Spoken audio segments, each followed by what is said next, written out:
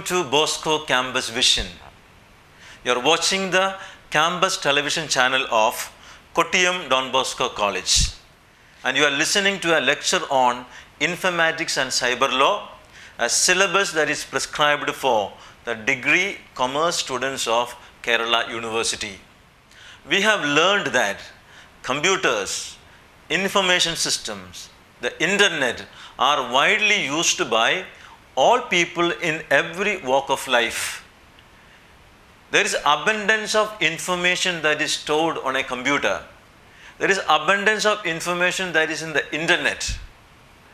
All the organizations, government organizations, military organizations, business houses, hospitals, financial institutions, all types of organizations are using the computer to gather information, to process information, and to communicate this information to one another. The internet is used very widely today for all kinds of communications, personal communications, business communications, business transactions, online shopping, and the like. Thus, the computers and the internet is very widely used today.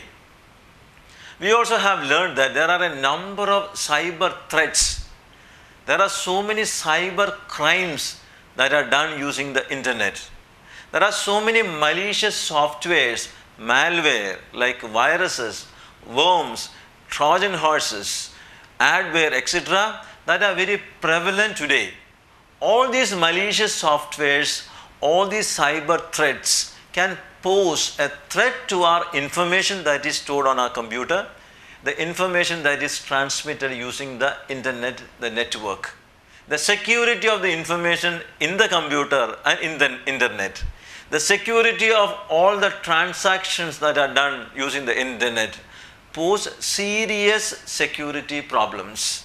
Thus, the security of the information in the computer and in the internet, the security of the transactions that are done using the internet are a major concern today. In this lecture, we are dealing with a topic called the cyber security. Now, what is cyber security?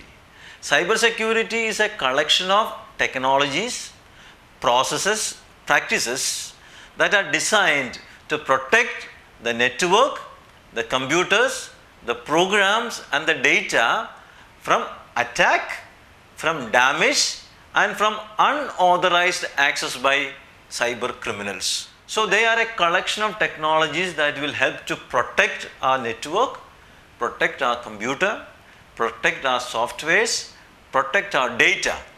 They also will prevent the attack from intruders. They also will prevent the attack from any unauthorized persons. Thus, cyber security will help to protect all the data that is in our computer, all the transactions that we make using the internet. The security can be divided into two types: physical security and logical security. What is a physical security? The physical security are the measures that are designed to deny physical access to any unauthorized person. These are the measures that will restrict the physical access of an intruder to the building, to the surrounding, to the computer lab, to the computer system, etc. Physical security also includes mechanisms to protect the building from fire, from natural disasters, to protect the building, to protect the resources from thieves, burglars, to protect the building from vandalism and terrorism. So, physical security is a mechanism that implements physical security to the building, physical security to the computers, physical security to the network. It will prevent any type of unauthorized physical access. These are also preventive mechanisms that will protect the building from fire and other natural calamities. There are three main components for the physical security.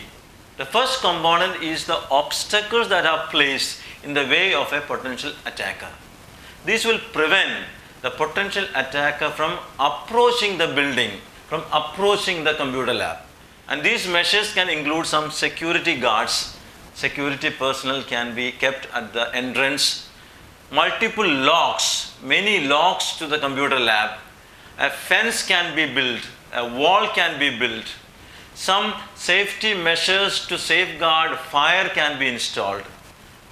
Thus, the first component of physical security is the obstacles that are placed on the way of a potential attacker, or some mechanisms that are built in to safeguard from fire and natural calamities. The second component of physical security is called surveillance and notification systems.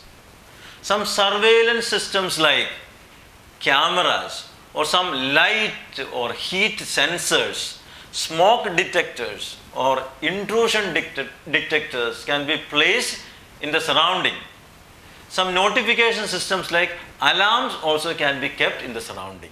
The third component of physical security are methods implemented to catch the attacker and to recover quickly. Preferably, the attacker should be caught before he does the damage. Mechanisms also should be implemented to recover quickly from accidents, fires or natural disasters. Thus, the physical security has got three components. The first component is the obstacles that are placed in the way of the attacker. Second, surveillance and notification systems. Third, mechanisms implemented to catch attackers and to recover quickly from the damage. The second type of security is known as logical security. And logical security consists of software safeguards for an organization's systems. They may include authentication using an ID and a password, or authentication using biometrical systems like fingerprints, retina scan, facial scan, etc., or giving different access rights to different people. The user will have some access rights, the admin will have more access rights, or giving authority levels to different people. There are some people who have lesser authorities, there are some people who have more authorities. So the privileges can be given to people according to their authority in the organization. So the logical security will ensure that only the authorized persons, only the authorized users will be able to perform any action in the computer, access the information in a network. The four types of logical security measures that we will discuss are the password, virus protection, firewalls and encryption. And in our lecture today, we will take up two logical security measures, the passwords and the virus protection. The first logical security mechanism that we will discuss is the password. Password is an authentication mechanism. Now, what is a password? Password is a secret word or a string of characters. This string of characters or this secret word is used to prove the identity of the user. So this is an authentication mechanism and the user will have to provide a password. The user can enter the system only if he provides the correct password. So passwords will prevent unauthorized access. Passwords are commonly used by people to log into a computer, to log into their email accounts, to access ATMs. Passwords are the most inexpensive and the easiest method of security. There are some drawbacks for the password system. Usually people will choose passwords that are easy to remember, maybe their names or their date of birth or the name of their children, etc. People will share their passwords to others in an organization. Take the example in which an employee is absent one day and a file in his computer has to be accessed. Naturally, the employee will have to share his password with somebody else in the organization. Thus, the password can be misused and it will become ineffective.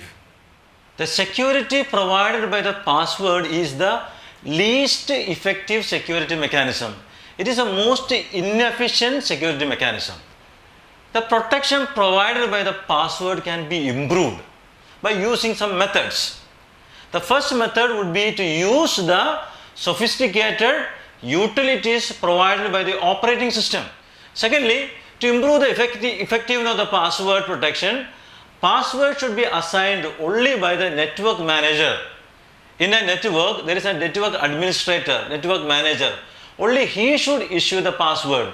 Instead of allowing the individuals to set password for themselves, the network manager can issue the password. The third thing that we can do to improve the efficiency of the password system is to reissue the password periodically. It is possible that the passwords are revealed by the employees over a period of time. So it will become very inefficient. So in order to avoid that, the password should be reissued maybe after 1 month or after 3 months. Take the example of banks. Suppose you are using net banking. The bank will ask you to reset your transaction password or login password after 3 months. So once we ask the employees to reset the password or reissue the password, they also will take the password system very seriously. In order to improve the efficiency of the password system, it is needed that we create a strong or a complicated password. Therefore, most of the organizations have a password policy, a policy that will help you to set a strong and complicated password. Now, there are some parameters that are included in the password policy of the organizations. The 4 most popular parameters are 1. Length, 2. Complexity, 3. Variation, and 4. Variety. What is the meaning of length? The password should be either 8 or more characters long. It should be either 8 or more characters long. Second, what is the meaning of complexity? Complexity would mean that the password should not merely consist of alphabets only.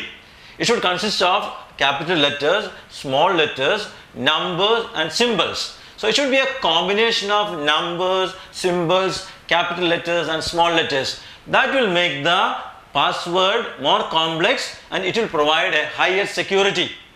The third parameter that is usually followed in password policy is known as variation. What is the meaning of variation? To keep a strong password, to make it effective, change the password often. Now and then you must change the password.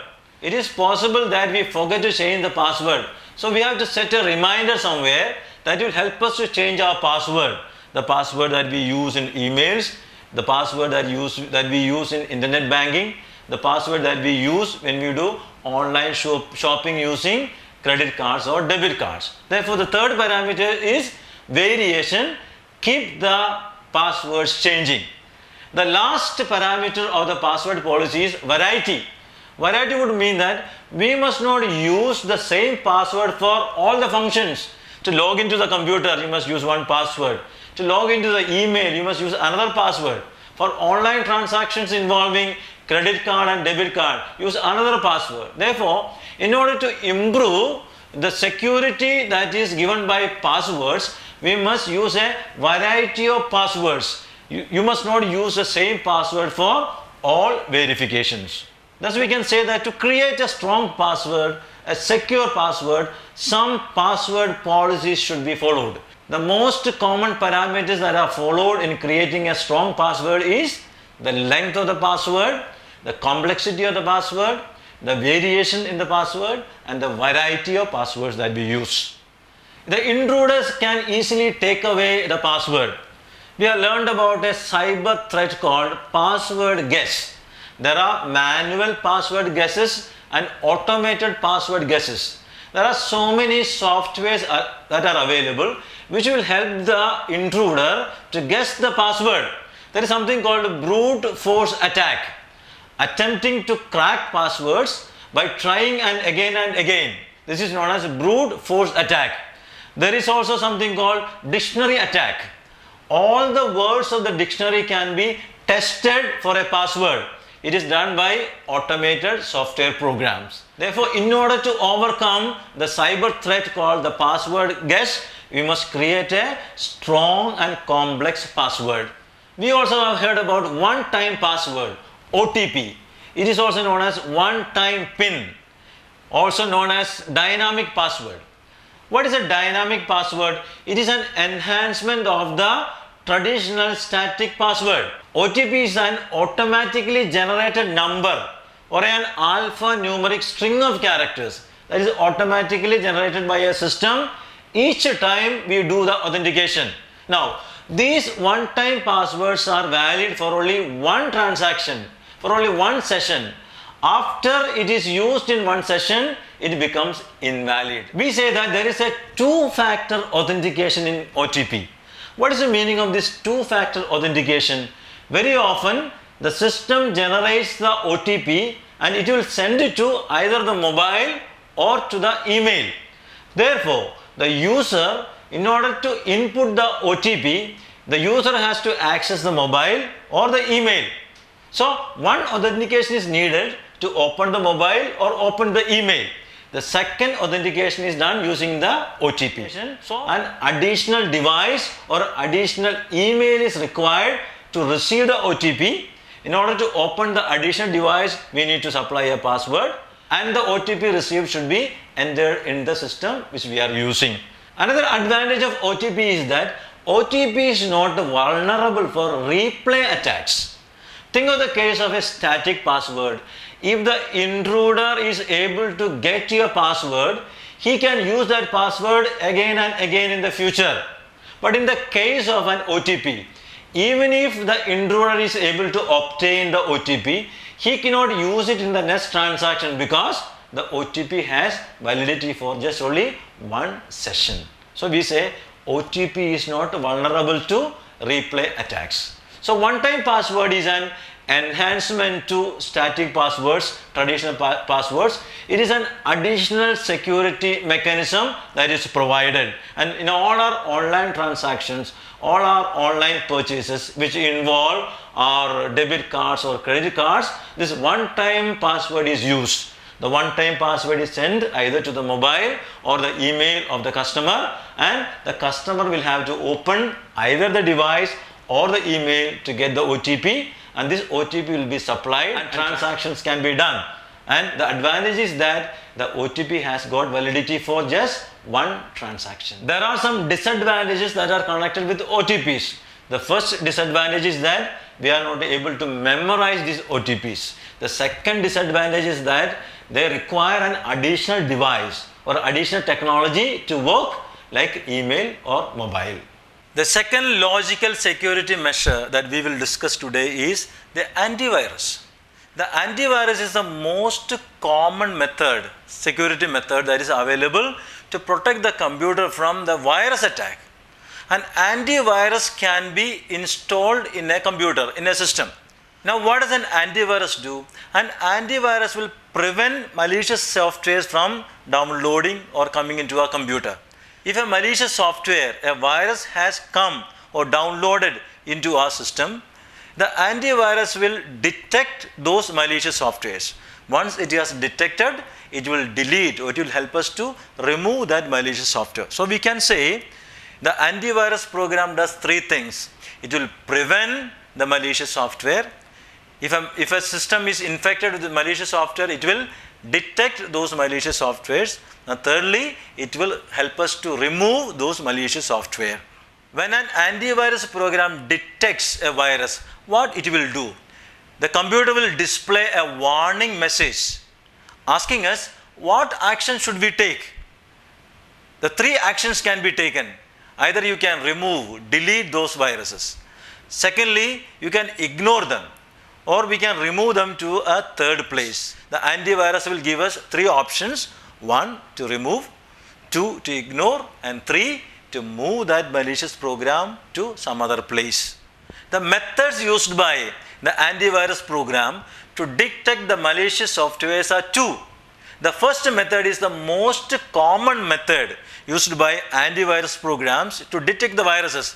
That is by using a list of known virus signatures. Now what is a virus signature? Virus signatures are strings of code that are used to identify individual viruses, and different antivirus programs use different signatures to identify viruses.